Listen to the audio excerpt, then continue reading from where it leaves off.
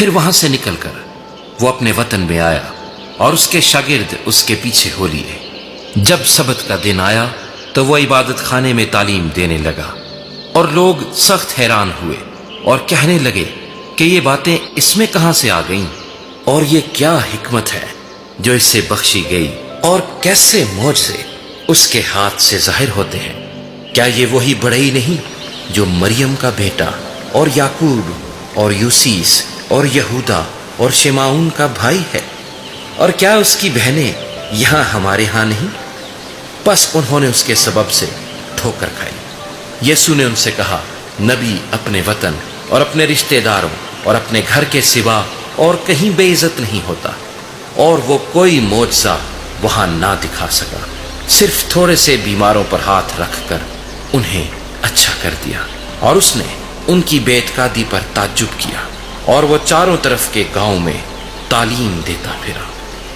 اور اس نے ان 12 کو اپنے پاس بلا کر 2 کر کے بھیجنا شروع کیا، اور ان کو ناپاک روحوں پر اختیار بخشا، اور حکم دیا کہ راستے کے لیے لاٹھی کے سوا کچھ نہ لو، نہ روٹی، نہ جھولی، نہ اپنے کمر بند میں پیسے، مگر جوتیاں پہنو اور 2 کرتے نہ پہنو۔ اور اس نے ان سے کہا، جہاں تم کسی گھر میں داخل ہو تو اسی میں رہو جب تک وہاں سے روانہ نہ ہو، اور جس جگہ کے لوگ تم کو قبول نہ کریں اور تمہاری نہ سنیں، وہاں سے چلتے وقت اپنے تلووں کی گرد جھاڑ دو تاکہ ان پر گواہی ہو۔ اور انہوں نے روانہ ہو کر منادی کی کہ توبہ کرو، اور بہت سی بدروحوں کو نکالا، اور بہت سے بیماروں کو تیل مل کر اچھا کیا۔ اور ہیرودیس بادشاہ نے اس کا ذکر سنا، کیونکہ اس کا نام مشہور ہو گیا تھا، اور اس نے کہا کہ یوحنا بپتسمہ دینے والا مردوں میں سے جی اٹھا ہے، کیونکہ اس سے معجزے ظاہر ہوتے ہیں۔ مگر بعض کہتے تھے کہ ایلیا ہے، اور بعض یہ کہ نبیوں میں سے کسی کی مانند ایک نبی ہے۔ مگر ہیرودیس نے سن کر کہا کہ یوحنا جس کا سر میں نے کٹوا دیا وہی جی اٹھا ہے، کیونکہ ہیرودیس نے آپ آدمی بھیج کر یوحنا کو پکڑوایا، اور اپنے بھائی فلپس کی بیوی ہیرودیاس کے سبب سے اسے قید خانے میں باندھ رکھا تھا، کیونکہ ہیرودیس نے اس سے بیاہ کر لیا تھا، اور یوحنا نے اس سے کہا تھا کہ اپنے بھائی کی بیوی کو رکھنا تجھے روا نہیں۔ پس ہیرودیاس اس سے دشمنی رکھتی اور یہ چاہتی تھی کہ اسے قتل کرائے، مگر نہ ہو سکا، کیونکہ ہیرودیس یوحنا کو راست باز اور مقدس آدمی جان کر اس سے ڈرتا اور اسے بچائے رکھتا تھا، اور اس کی باتیں سن کر بہت حیران ہو جاتا تھا، مگر سنتا خوشی سے تھا۔ اور موقع کے دن جب ہیرودیس نے اپنی سالگرہ میں اپنے امیروں اور فوجی سرداروں اور گلیل کے رئیسوں کی ضیافت کی، اور اسی ہیرودیاس کی بیٹی اندر آئی اور ناچ کر ہیرودیس اور اس کے مہمانوں کو خوش کیا، تو بادشاہ نے اس لڑکی سے کہا، جو چاہے مجھ سے مانگ میں تجھے دوں گا، اور اس سے قسم کھائی کہ جو تو مجھ سے مانگے گی اپنی آدھی سلطنت تک تجھے دوں گا۔ اور اس نے باہر جا کر اپنی ماں سے کہا کہ میں کیا مانگوں؟ اس نے کہا، یوحنا بپتسمہ دینے والے کا سر۔ وہ فلفور بادشاہ کے پاس جلدی سے اندر آئی اور اس سے عرض کی، میں چاہتی ہوں کہ تو یوحنا بپتسمہ دینے والے کا سر ایک تھال میں ابھی مجھے منگوا دے۔ بادشاہ بہت غمگین ہوا، مگر اپنی قسموں اور مہمانوں کے سبب سے اس سے انکار کرنا نہ چاہا۔ پس بادشاہ نے فی الفور ایک سپاہی کو حکم دے کر بھیجا کہ اس کا سر لائے۔ اس نے جا کر قید خانے میں اس کا سر کاٹا اور ایک تھال میں لا کر لڑکی کو دیا، اور لڑکی نے اپنی ماں کو دیا۔ پھر اس کے شاگرد سن کر آئے اور اس کی لاش اٹھا کر قبر میں رکھی، اور رسول یسوع کے پاس جمع ہوئے، اور جو کچھ انہوں نے کیا اور سکھایا تھا سب اس سے بیان کیا۔ اس نے ان سے کہا، تم آپ الگ ویران جگہ میں چلے آؤ اور ذرا آرام کرو، اس لیے کہ بہت سے لوگ آتے جاتے تھے اور ان کو کھانا کھانے کی بھی فرصت نہ ملتی تھی۔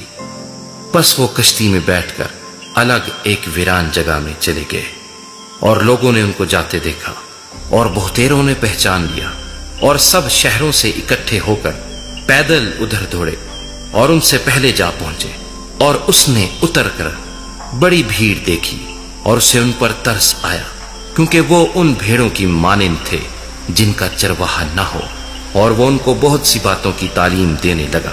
जब दिन बहुत ढल गया तो उसके शागिर्द उसके पास आकर कहने लगे, ये जगह वीरान है और दिन बहुत ढल गया है, इनको रुखसत कर ताकि चारों तरफ की बस्तियों और गांवों में जाकर अपने लिए कुछ खाने को मूल लें।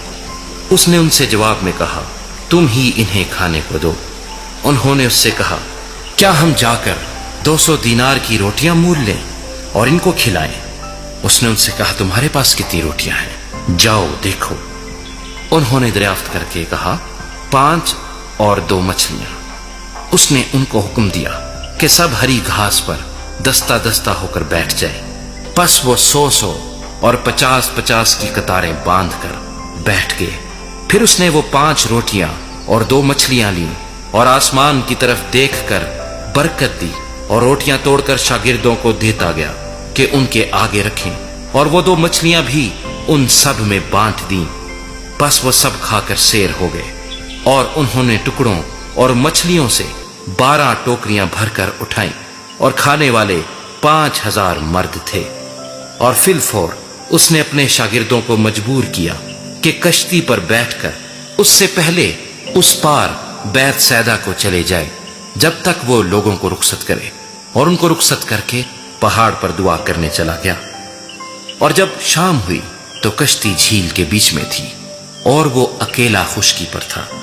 जब उसने देखा कि वो खीने से बहुत तंग हैं, क्योंकि हवा उनके मुखालिफ थी, तो रात के पिछले पहर के करीब वो झील पर चलता हुआ उनके पास आया और उनसे आगे निकल जाना चाहता था, लेकिन उन्होंने उसे झील पर चलते देखकर ख्याल किया कि भूत है और चिल्ला उठे, क्योंकि सब उसे देखकर घबरा गए थे। मगर उसने फिलफौर उनसे बातें की और कहा, खातिर जमा रखो, मैं हूं, डरो मत। फिर वो कश्ती पर उनके पास आया और हवा थम गई, और वो अपने दिल में निहायत हैरान हुए, इसलिए कि वो रोटियों के बारे में ना समझे थे, बल्कि उनके दिल सख्त हो गए थे। और वो पार जाकर गनीसरत के इलाके में पहुंचे और कश्ती घाट पर लगाई। और जब कश्ती पर से उतरे तो फिलफौर लोग उसे पहचान कर उस सारे इलाके में चारों तरफ दौड़े और बीमारों को चारपाइयों पर डालकर जहां कहीं सुना कि वो है वहां लिए फिरे। और वो गांवों और शहरों और बस्तियों में जहां कहीं जाता था, लोग बीमारों को बाजारों में रखकर उसकी मिन्नत करते थे कि वो सिर्फ उसकी पोशाक का किनारा छू ले, और जितने उसे छूते थे शिफा पाते थे।